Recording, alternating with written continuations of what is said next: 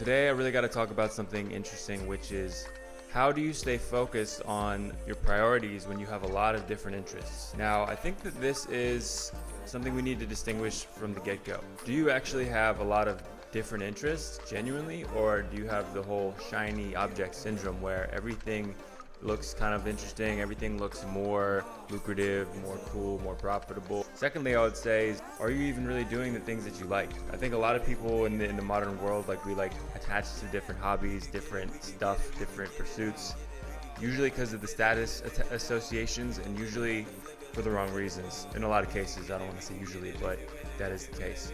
So that is important to get understood from the get-go, mainly by yourself, because if you understand that, then you can start understanding how to prioritize a little bit better. So look, I'm a person who is I believe myself to be an outlier in terms of the fact that I have a lot of different interests. Over the years, I've pursued a lot of different things. Like when I was young, I was into music. When I was young, I started writing from a young age, fiction, journaling, poetry. I started traveling when I was young. I started getting really interested in pickup, so I was really interested in trying to pick up girls and learning seduction, self-development. Photography at one point. I started getting into freelance copywriting, and then when I started getting into marketing, I started having all these different business ideas. So that was more of the shiny object syndrome where I was like, ooh, this might work, this might be better, this might be a better investment, etc., etc. Eventually down the road, I started getting really good at music. So I started actually rapping, singing, producing, composing music. So that became this huge time drain, actually, in a sense, because it was it's my creative and my artistic passion, and I have this natural talent for it, but at the same time, that's going to detract a lot from my business. So that's very interesting to keep in mind as well. But then I found myself in a situation where I was new in a city. I had this insane desire to create art. I also had this huge necessity to make money because I was back in America, again, didn't know very many people, didn't have a very high-paying job, and I needed to get it together. So it's I have all these things to balance, but how the fuck do you prioritize? So to sort of put this in a nutshell, I would say this: if you have a lot of interests, you'll know, right? And you should know what you're good at. I would say know what is worthy for you to invest in, because if you're investing in things that you're not good at, it's a poor investment, and you're gonna not get the returns that you want from that. Hey, maybe you have a passion or a hobby that is not so high ROI, financially, but maybe it has a lot of ROI spiritually. Like for me, music, that is not a high financial ROI. I'm not making money from music, but it's something that I had to do, and I feel like the past 5 or 6 months I've been essentially only doing that and really, really prioritizing that, because it was something I had to do. It was something that was in my soul. Had to let it out. If I didn't, it would have become an issue. So these are things to consider, and I considered that very heavily, and I even made a choice at some point. I was like, I'm just gonna do this. I'm not gonna work on business for a while, and I'm just gonna do that. So that's a helpful thing you can do as well. You can say at certain points you're gonna just prioritize certain things. Right now, I'm back to the business hustle, because what I've realized is that there's huge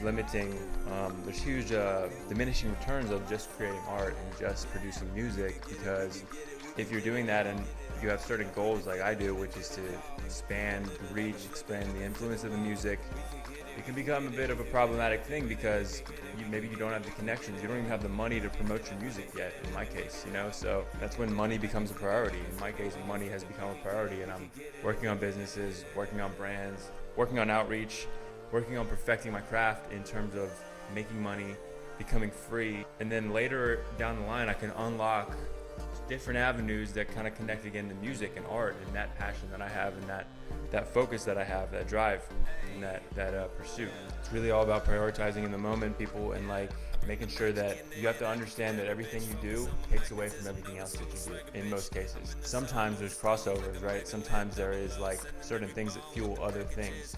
But you have to understand which of the different pursuits that you have can actually come around to sort of fuel the other pursuits, and which pursuits are actually just massive time drains away from the main goal.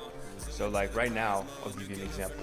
My main goal is to spend as much time on outreach and building my brand and developing client relationships and acquiring clients as much as possible for the next 6 months so that I can become financially independent.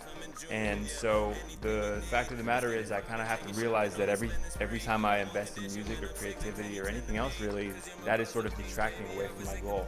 It's extending the time period during for which like I will not be able to achieve my goal. And I want to achieve my goal ASAP, so I'm going to have to be focusing and consciously focusing on that sort of production and that sort of outcome. And so I'm going to be doing that. Now, does that mean I'm going to just completely get rid of any ideas of dating, any ideas of fun, any ideas of like art and creativity? Definitely not, because I don't think that's really a good solution. I mean, yeah, I'm going to prioritize a huge majority of my time and my energy in the business hustle, making money, getting financially independent. But that's because I want it to be able to, I want that so that I can fuel the music and fuel everything else. Money is a good foundation for everything else in life, and that's why you should strive to have it. And I definitely don't recommend this monk mode, go disappear for 6 months and go into a cave and work on your, like, this doesn't even make any sense, because when you're in monk mode, the whole point is to build, right? If you're building, you need to be in a community of people. You need to be out talking to people, brushing your shoulders against others. Like, you need to be in the mix, and you need to actually be social as possible and networking as much as possible in order to further your aims. So it's like the monk mode thing is so crazy and weird to me. Like, you need daily periods of isolation in monk mode in order to achieve your aims, sure. But you definitely don't need to run away and go into a cave. That is mainly a cope that people would do and use, and that might even extend for a long time. Like, as in my case, I'm an introvert.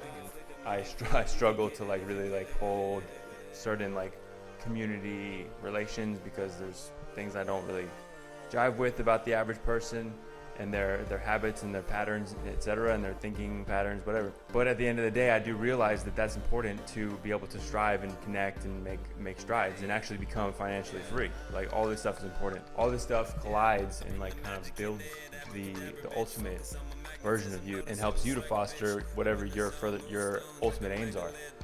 So that's something to keep in mind. Monk mode is ridiculous. It's like you need a balance. Set daily schedules so that you can make sure that every day you're working towards your main goal. And then you can still do whatever else you want on the side. Just make sure it's not a priority, because if other things become the priority, then huge time drain. You're going to be wasting a lot of time, wasting a lot of energy. So that's my 2 cents on that, you know.